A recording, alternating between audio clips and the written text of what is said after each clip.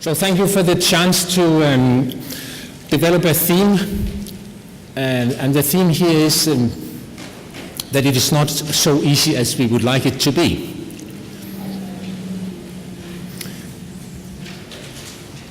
So this is a lecture. So I actually have 45 slides, and I have a lot I would like to say. So please bear with me. So I tried to find out what is it actually that I would like you to be able to take home, and I've stated it here.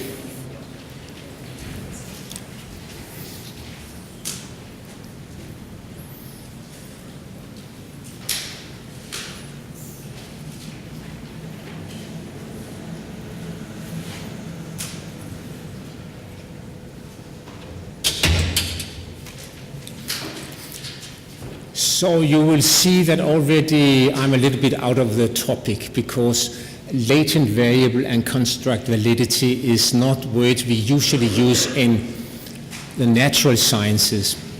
These are ideas which I've taken from humanics. So people studying psychology or sociology or language. So this is you can say it's a way of trying to bring in some ideas of science or of epistemology. How do we come to know? Imprecision, accuracy, and bias, that I think is more clear. Discriminate between science and technology. I'll not say much on it. I'll just say that this is, in my mind, important when you work as a physician researcher, that sometimes you're a doctor, and sometimes you're a researcher, sometimes you're interested in how can I do better to my patients, and sometimes you are interested in what is nature, that piece of nature which is the human body. And this is moving on to some reflections on when is a method useful in clinical practice. So these are my objectives. So cerebral blood flow. I take this example because this is something I've been interested in myself. What is it, cerebral blood flow? Is it this? This is a drawing of a capillary network. From the arterial side, you see one artery is supplying a piece of tissue through a network of capillaries, and the blood is leaving on the venous side. So this is a pointer. Yeah. So this is a graph which is based on some very old physiology work and mathematical work. This was by Chancellor Dane who did it, August Krogh. So this is a graph showing the oxygen tension.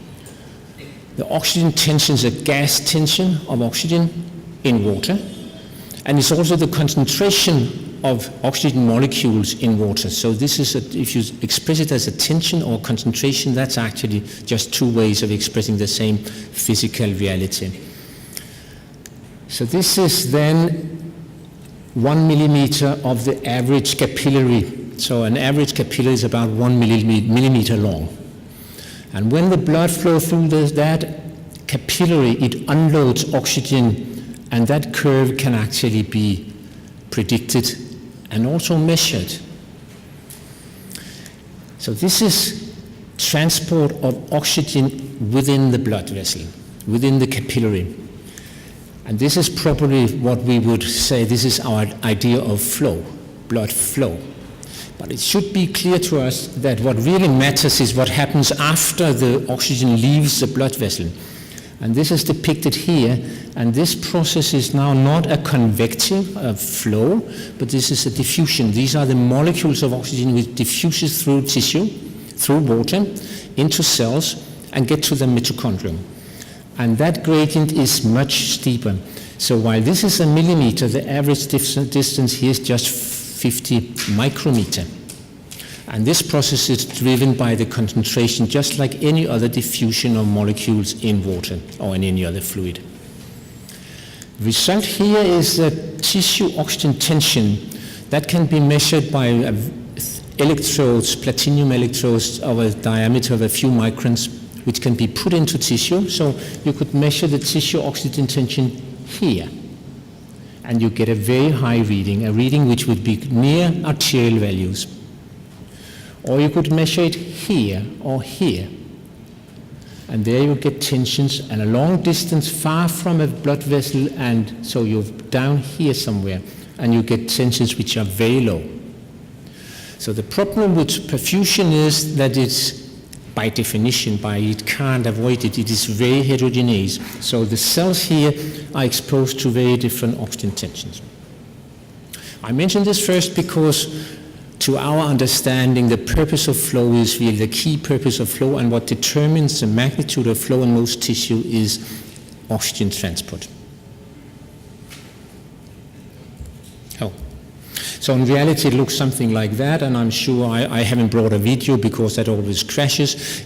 You can see that flowing. This can be do video microscopy, and you can see individual red cells flowing these vessels, and you can see that even this drawing is somehow simpler than the reality. So this is one concept of flow. But is this really, when you think of flow, is this really what you think of? This is a Doppler image from the neck. This should be in color. There's a flow here, and these are with the Doppler gate being installed, so we have directional flow, and this is the width of the Doppler gate. So this is a flow profile over time, so heart cycles, and this can be calculated as a spectrum here representing blood flowing at different speeds. And there's a time course reflecting that flow is flowing faster in systole than in diastole. And one concept of flow that could be taking the average across this over time and space and say how much blood is flowing through that blood vessel. And these people here did that on one side of the neck, on one side of the neck, and one side of the neck, and one side, 4 vessels, added it all up, and say, we measure cerebral blood flow. Or is the concept of flow this?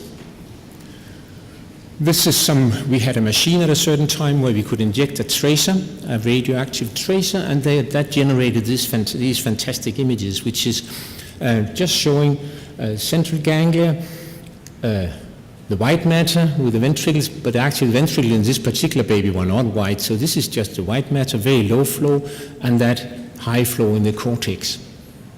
So this huge variety or difference in flow rates in different parts of an organ. And also you could say, is the flow actually higher here than it is here? So it's higher here in the central region than it is in the occipital or in the frontal. So is it, when you think of flow, you're really thinking of flow images or patterns of flow. So, what do you think of when you think of cerebral blood flow? I'll just leave you a minute to make up your mind.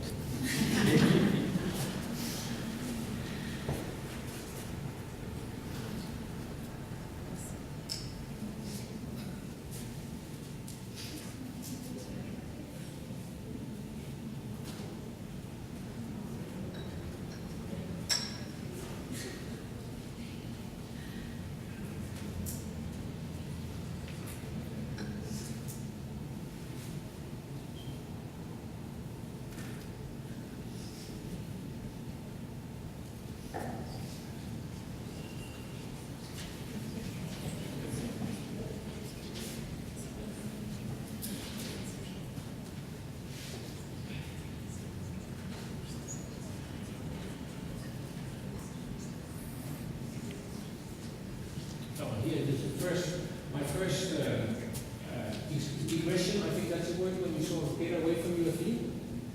Now this is a very classical illustration, many of you may know it. And the point here is that you can see, either you can see a beautiful young lady here. This is her necklace. This is her hair, obviously. This is the tip of her nose. An eye with the lashes here, her chin. Young, beautiful woman. Or you can see a very old woman with a chin here, the mouth, the nose. There's a things kicking out here, and the eye. And it has been widely used in studying human perception, because you can show several things. First, you can show that it's sometimes quite difficult. If you first have seen one, it's quite difficult to see the other. And also, if you have two groups of subjects, and you first sort of tell them something that makes them likely to see the older one, then and another group of subjects where you sort of prime them seeing the other one, and then ask them to sort of discuss it. They will be taking them minutes and minutes in order to understand why I see the younger and you see the older one. Because it takes a long time to start discussing what is it that makes me see one thing or the other. And the only way of actually discussing it fruitfully is actually to be very sort of deconstructive and say, this is the nose, no, this is the chin. This is the eye, no, this is the ear. And only when you get in this process, you will actually be able to resolve what is basically a difference in preconceptions. And I don't know if you, maybe you find this deeply irrelevant, but I have been taking part in many conferences, and there have been often short time of discussing, and it's quite clear that we are not speaking the same language. We are not discussing the same concepts.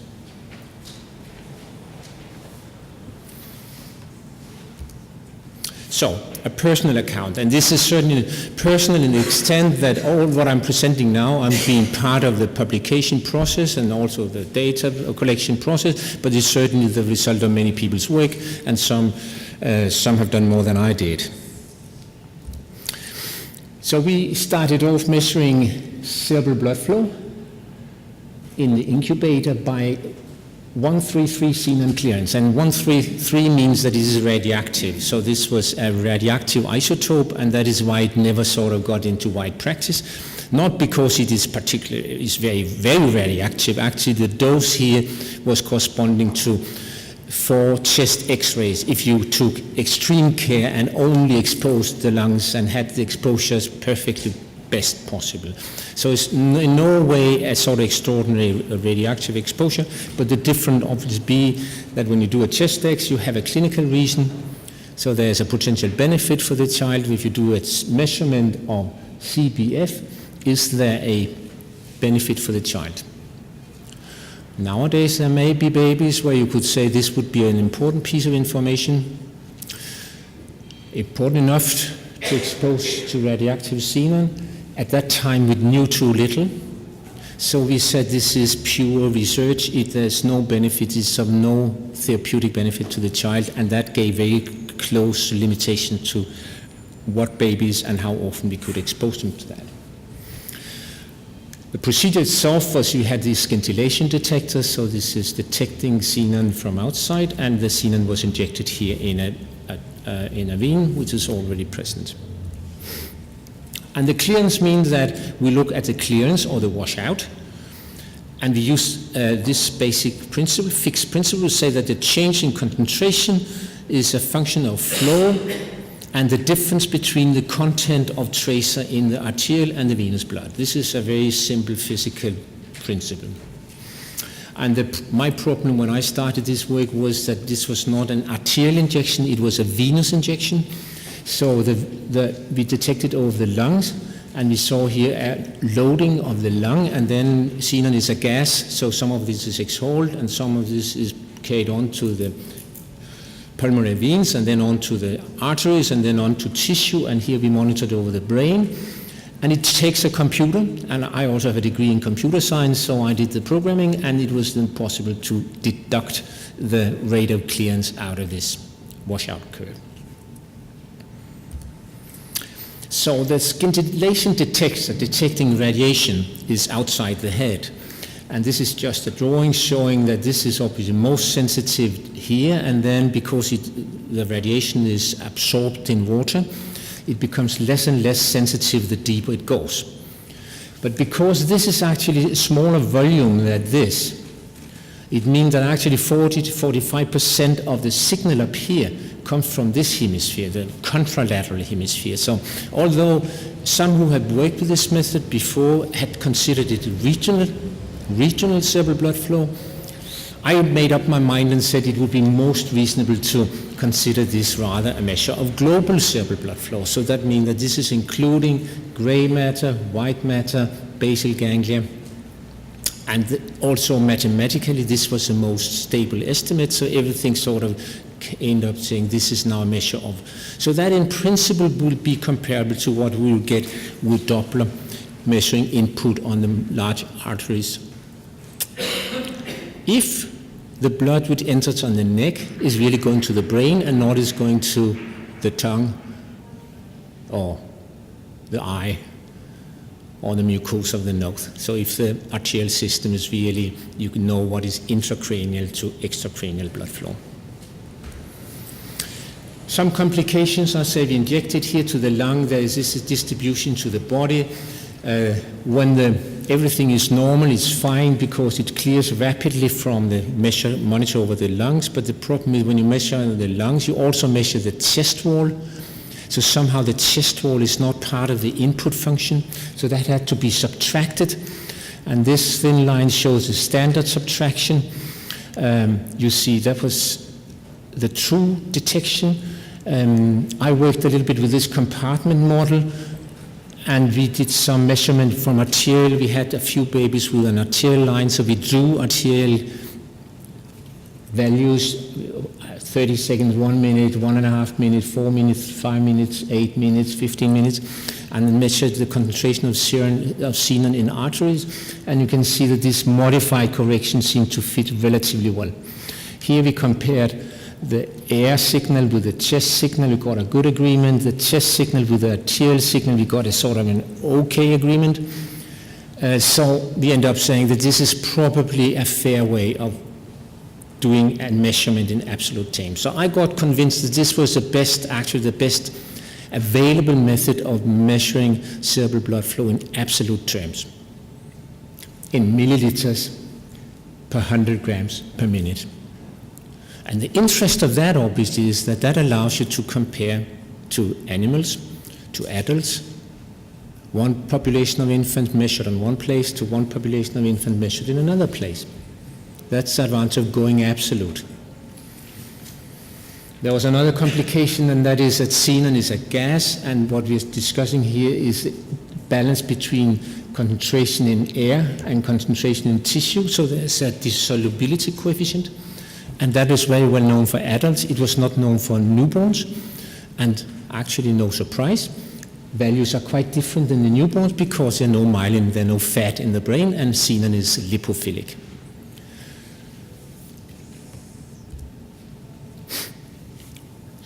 So here is a small example of cheating. This was some values I got early in my life, and this was something we got later. Here, this is in a group of babies who are preterm, not requiring any ventilatory assistance, and having a flow of between 10 and 20, probably in this small group of babies averaging 16 or 17. An important result because that is just 1/3 of the value in adults. And at that time, this was a big surprise. I presented those data first time on International Congress. 2 questions, everybody was clapping. And afterwards, I approached some of the old professors and I asked, but do you believe my results? And then he said, oh no.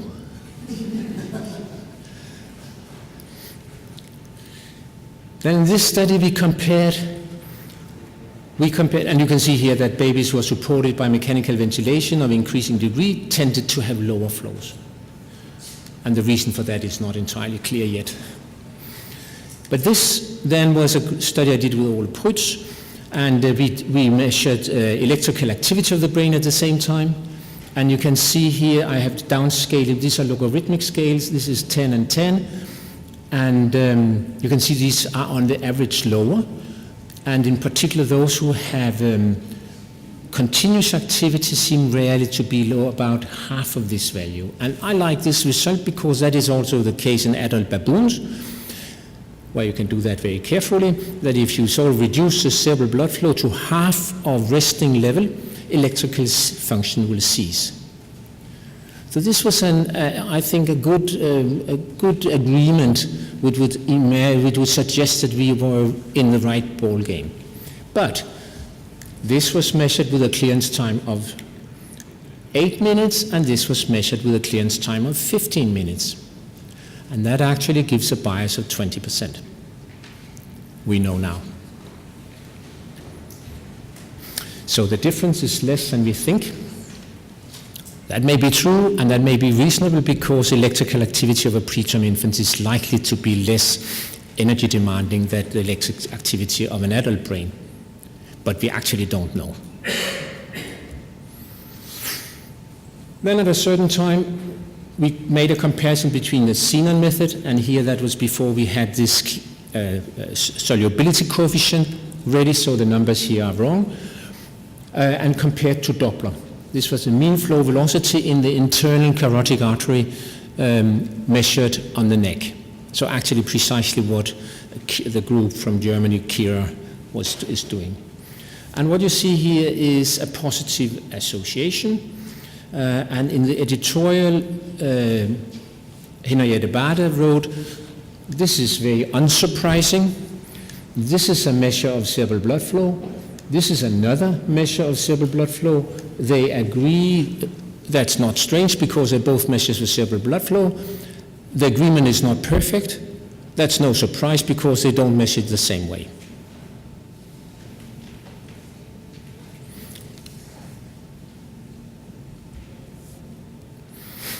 Later, the method using near-infrared spectroscopy, looking at those very rapid changes. If you do a rapid change in arterial oxygenation, here arterial saturation by pulse oximetry, by increasing FiO2, it is possible to see this wash in of oxygenated blood in the brain as detected by near-infrared spectroscopy. And this was Niels Lassen who suggested that we compared that with the xenon method, and so we did, and got this pretty good agreement. And we see here, this is really on the same scale, so this is millimeters per 100 grams per minute, 35, 35, this is the line of identity. So we actually got quite a good an agreement, and a very good agreement here at low flow rates, and less good at the high flow rate, and that could even sort of be predicted, because here the time is only 10 seconds. We did the analysis over 7 seconds. And what is the transit time of the brain? The transit time of the brain is when this is sort of reaching equilibrium, and the transit time is probably 10 seconds. Sometimes at high flow rates it may be considerably less than 10 seconds, so it is not strange that it underestimates. So this sort of relatively lower values here on the high flow rates are predictable. So this is supporting that we are really measuring here a variable global flow, very different ways, achieving about the same values. And the last sort of confirmation here came with this Doppler on 4 vessels, here CBF, and now this is not per 100 grams per minute, because there's no grams, they're only the flow in the vessels. So this is just milliliters per minute. So we have to do some assumption about the size of the brain, and it's here. And that comes out a term, this corresponds to a flow of 18 milliliters per 100 grams per minute. So 20 years or so, or 30 years to get a likely right estimate of a normal term infant's absolute cerebral blood flow. This is first time, 2005, because we couldn't do that with tracers, radioactive tracers, and therefore we have to sort of put things together. Another, I think, technology which is coming up, this is diffuse correlation spectroscopy.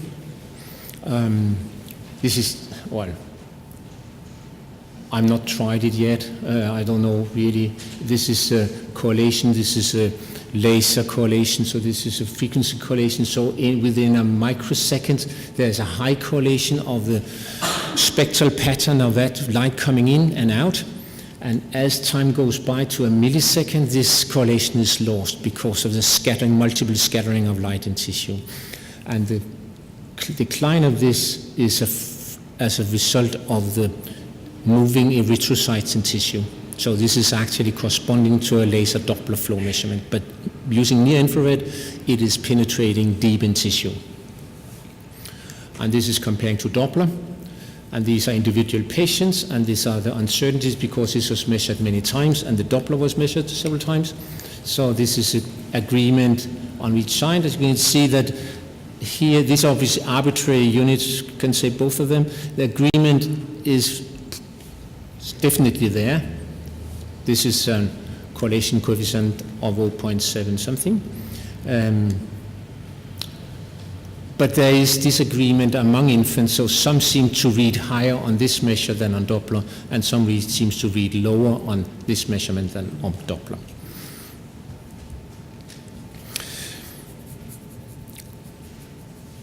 So the problem is that often we really don't have a gold standard.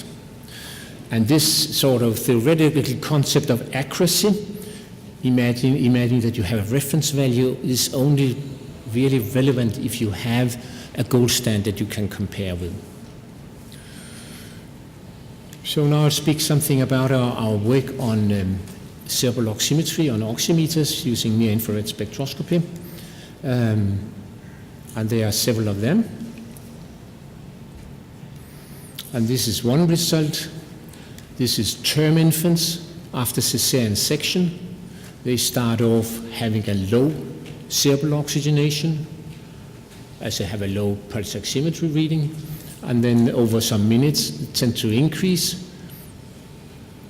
And this is then the Bland-Ortman plot comparing two instruments, the inverse and the foresight. So this is the normal range, 60 to 80. Pretty good agreement, not completely good agreement, but that agreement really becomes very poor at the low reading. So the inverse seem to read considerably lower than the foresight at low levels of oxygenation.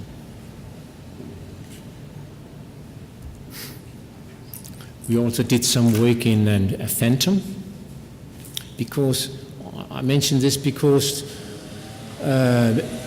the good thing about cerebral oximetry is that it gives a value in saturation in percentage, which in that respect is possible to put into our understanding of physiology, and therefore it's a bit important whether these numbers are true or not. So these are different oximeters going into, this is a soup of water and hemoglobin, the blood, and interlipid. Interlipid is very, very small lipid particles which scatter light, that's why it's whitish. And we ran it through a ECMO machine with a roller pump, an oxygenator, and a gas mixer, and got this into this soup. And then we changed from oxygen to nitrogen, and got this desaturation from near 100 to near 0. And these were the reading of different oximeters. So these lines show the inverse adult sensor and the inverse neonatal sensor. Reading just the same, actually, only with a difference of 18 points, or no, 17 points. Same machine, two sensors, different values. And this is the difference between inverse sensor with the adult, inverse machine with the adult sensor, and here the NIRS 300. Same reading in the sort of in the normal range. Very different readings, and low range and even high range. And the most interesting point is here that this is not a complex relation. This seems just to be, it's actually just a straight line. So the difference between these two instruments, that's actually just two numbers. It's calibration using two numbers. We don't know exactly how they calculate the saturation. So the NIRS we know about something about, because they're published algorithm. For the inverse we know very little. But it seems like somehow these algorithms must relate in a very simple way, but with significant differences, in particular if we were to study pathology. Well, so I said there must be, you can say, a bias, since they're not reading the same, but this may be benign if you just use the same machine. And this is an example of such. This was Line Kari Sørensen's work, where she studied a group of preterm infants looking at the influence of inflammation, and then she said, why don't I go to the maternity ward and then study some term infants, and saw this quite significant difference. And the conclusion, actually the title of the paper is "The brains of very preterm newborns is in clinically stable condition may be hyperoxygenated." Well, maybe that is an okay statement, but it's a bit of a strong title, because that evokes immediately to the reader that there's a problem here. We could, they may be burning off their brain from too much oxygen. Shouldn't we sort of turn down the FiO2? Shouldn't we do something? Should we give them nitrogen? Or should we? Do we trust this enough to say that we should do something? I mean, here are the sort of normal, perfectly normal, healthy term babies in the labor ward. They seem to do well with this amount of oxygen, and the preterms here seem to be running near 80. Well, I'm sure nobody will sort of do anything stupid on basis of this. But I mean, this is a world we are in, that we are sort of exposed to this kind of findings which may be publicized more or less aggressively. So what is a malignant bias?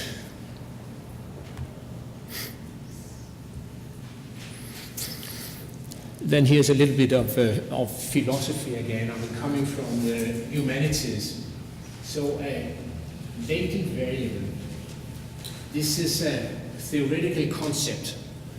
And I don't know if I convinced you, but at least I gave you some reasons to see that even something like a cerebral blood flow is a theoretical concept. I mean, you can see it as microvascular flow, you can see it as the number of milliliters running into the brain every minute, or you can see it as what coming into this type, this region of the brain. And somehow this indicates that it's actually a multidimensional concept.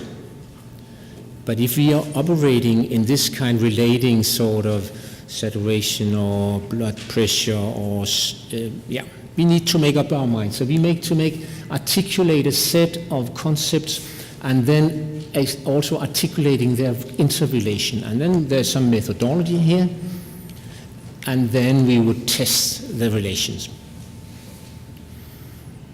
And you see, this is old stuff. So here there's such a testing of interrelation. This is a paper showing the relation between SVC, superior vena cava flow, and cerebral oxygenation. And again, like the Doppler CBF measurement, which was simpler because the Doppler, the xenon clearance Doppler measurement, that was actually just measuring the same thing in two different ways. This is really more than that, because this is relating one aspect of circulation to another aspect of circulation. And this is a little bit complicated because this aspect of circulation includes this somehow, because more blood flow to the brain means more blood flow out of the brain, and that has to go through the superior vena cava. So this somehow includes this. There's something about cerebral oxygenation, cerebral oxygen consumption, which comes in between. So I think the conclusion of this paper obviously is that this looks nice. There's a positive relation, there's a relation, so more, and I think actually read something like more output of the heart, so although this is return to the heart, seem to, so cardiac output is a determinant of cerebral blood flow. And you see the p-value is there and the correlation coefficient is there. Now this can be interpreted in a slightly different ways. you can assume now that this is an unbiased measure, and I already showed you that this might not be an unbiased measure. This was measured by NIRS, and the NIRS is less sensitive to changes in oxygenation than INVOS. So perhaps INVOS is true and NIRS is not true, and in that case these numbers are wrong. Personally, I think that the NIRS is more likely to be true because I can see their calibration, I can see how they get to their numbers. But this is just my bias. Then we also assume that the arterial saturation is sort of 92. We hope that our colleagues in Cork or in Dublin, that they are running their patients in a reasonable saturation. So we say that if superior vena cava flow increases by 100%, so doubles, then oxygen extraction decreases by 20%. And then assume that oxygen consumption is the same across the line.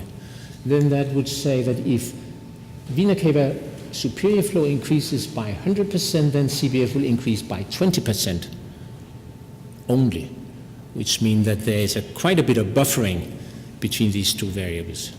So now we start saying something meaningful about our theoretical concepts, because now we're starting saying something about physiology. The other more practical interpretation may be that even when superior vena cava flow is very low, even very, very low, I mean that's just a few readings, cerebral oxygenation is still safely within normal region. So don't worry. Low superior vena cava flow is not a problem for the brain. I don't know if you're prepared to take that conclusion. Another example of a malignant bias. This is from our own work. This is in piglets, so that allows us to study things in more detail. Here they are getting dopamine on, dopamine off, dopamine on, dopamine off. So this is mean arterial blood pressure. This is perfusion as measured by laser Doppler. We drilled a hole in the skull, put a laser Doppler probe to measure this is just reaching 1 millimeter into cortex. So we get this pretty nice signal. And here we have oxygenation measured by near-infrared spectroscopy, and this was the old-fashioned continuous wave differential spectroscopy, so this is just an arbitrary zero, but you can see these, they move up and down quite synchronously, quite nicely. These are minutes.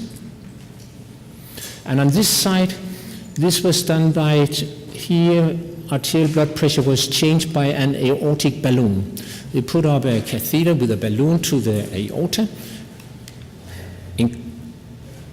pushed on the balloon to cause the pressure to rise and then to stabilize in 30 seconds. Then we released the balloon, then the pressure dropped, and we could do that repeatedly. And that obviously gave the possibility to do some averaging and get some pretty precise measurements. And here the perfusion, and here the oxygenation. So apparently quite a similar pattern regardless whether you manipulate blood pressure by dopamine or by a mechanical means. But you can see that it is as if there is more response to the oxygenation when you do that mechanically than when you do it pharmacologically. So that would indicate that there is a dopamine-induced flow metabolism mismatch, because the flow response, if you say the flow response to an increase in blood pressure is the same, then there's less improvement in the cerebral oxygenation. So there must be something in dopamine who sort of affects this oxygenation. And we actually got a grant on, it was titled Dopamine in Preterm Infants, Doctoring the Blood Pressure at the Expense of the Brain,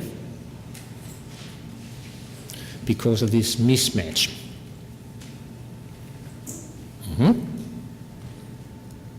So we did another study, or Gitte did another study, I was just advising. And here, she repeated blood pressure up with dopamine.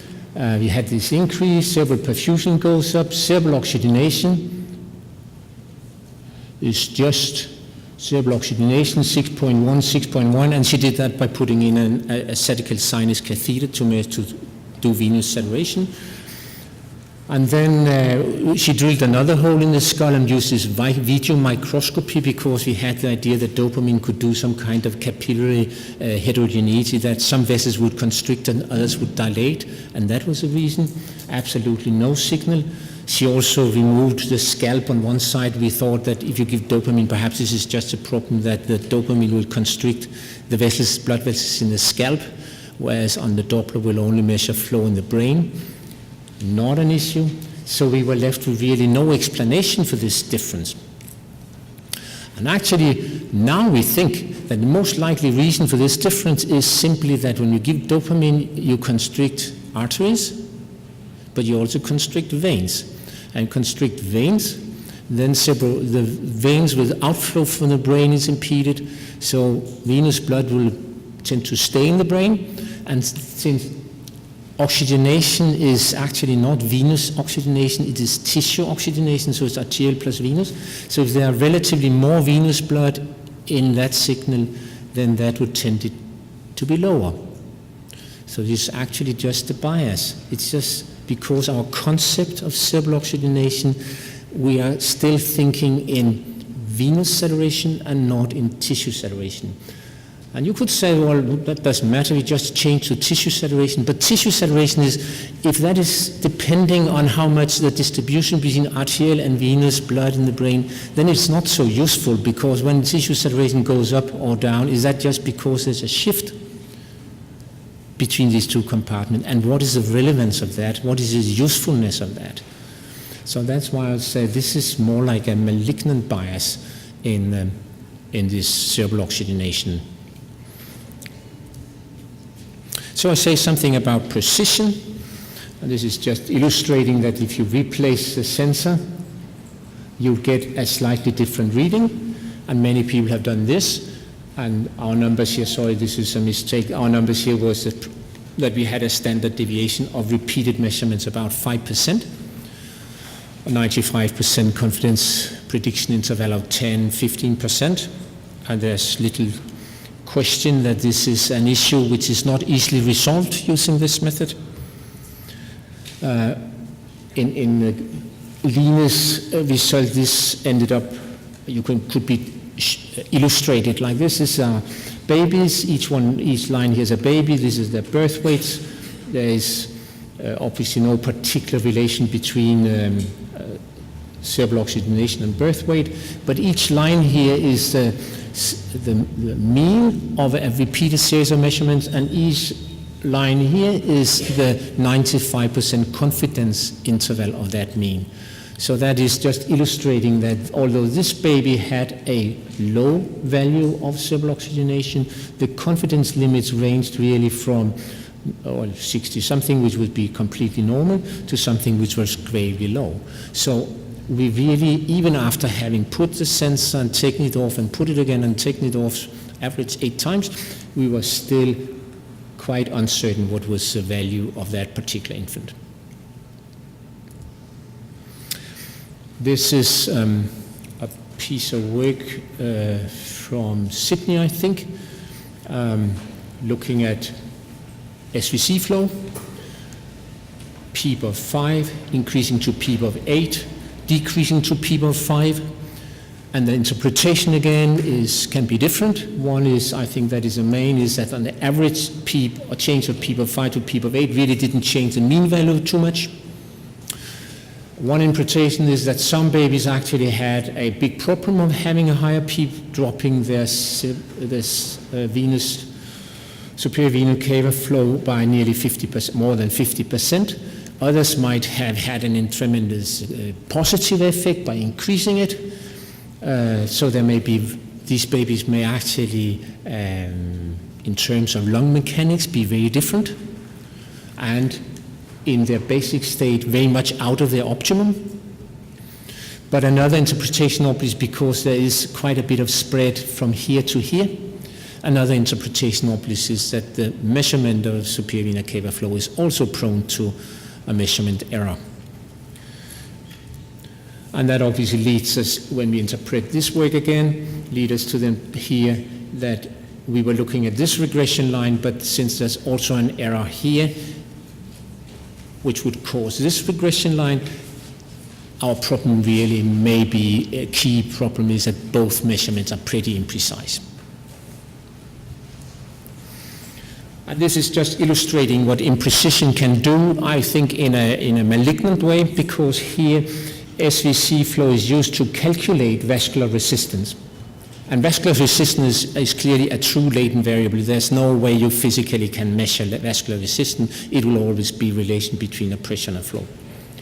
And the effect of error here is simply that when you have SVC flow being here and then vascular resistance, that is pressure over SVC flow, so the same error, so if this is too high, then this becomes too low.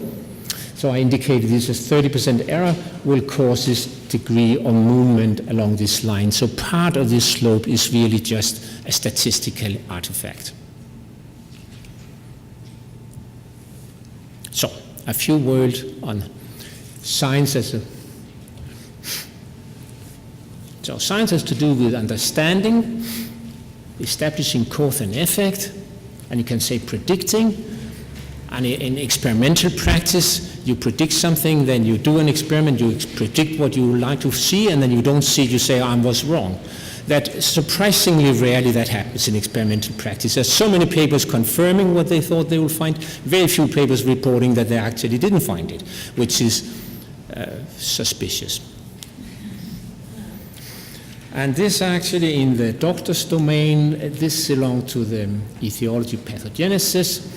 And this obviously is diagnosis and prognosis. Very, very important things for doctors. Very important thing for doctors. This has to do with tools, technology, tools, and actually changing, not only predicting the future, but changing the future. And this obviously as a doctor, this has to do with interventional treatment. So taking this, where the editor said, this is not strange, this is cerebral blood flow, this is just one way of measuring, this is another way of measuring, it's clear that there's positive association, it's not the same. Now if you take this so to the practical scale, then this is a prediction interval, 95% prediction interval. So because the xenon is not available anymore, we don't have it, you don't have it, so but we could say this show, and if you take my argument that these values are likely to be true, then this means that if you have a value of a little more than 10, which in a preterm infant would be pretty normal value, then the prediction interval would actually be that the blood flow could be sort of anywhere, which means that it's quite unlikely that this single value would be useful, at least not often useful as a clinical measure. And this is the same for the cerebral oximetry. This is a low value, but if you apply the 95% confidence limits, again, you can say there's a very considerable uncertainty. And this is my last slide. This is just to say that we should, as doctors, when you try to improve treatment, we should not disturb, because tiny babies already have lots of troubles. And if you sort of add more measurements and monitoring and things to them, we should be interested in examining the benefit and harms. And we have a project running here, SafePush, where we test cerebral oximetry and try to get on the line at least to see if we can change the future to the better, to achieve what we call clinically relevant benefits. And when we do that, we also necessarily have to be open to the possibility that what we do actually will cause harm. Sorry to be late.